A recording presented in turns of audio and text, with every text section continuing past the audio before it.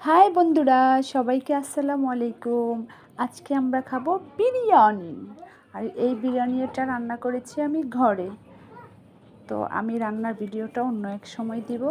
তো এখন আমি খাবো লেবু, তারপর শসা, পেঁয়াজ, কাঁচামরিচ দিয়ে। তো এখানে আমি শসাটা ছিলে নাই। তো শসা অনেকেই ছিলে নেয়, তবে আমার কাছে না ছিলেই ভালো লাগে। আর বিশেষ করে শসাটা ছিল একদম কচি, যার জন্য আমি শসাটাকে ছিলে নাই। এই যে দেখুন, আমার 2টা কলিজা পাখিকে আমি খাইয়ে দিচ্ছি। তারা তো খেয়ে অনেক খুশি। আর এই যে আমার সোনা পাখি, আমার বড় মেয়ে, সে অনেক দিন ধরে আবদার করছিল সে বিরিয়ানি খাবে, তাই তাকে রান্না করে দিয়েছি। তবে আমার বিরিয়ানিটা নাকি অনেক ভালো হয়েছে, আমার মেয়েও বলেছে।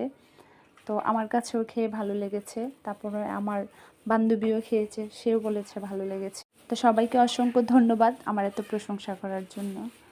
আমি বিরিয়ানি রান্নার পুরো ভিডিওটা দিব অন্য এক সময়।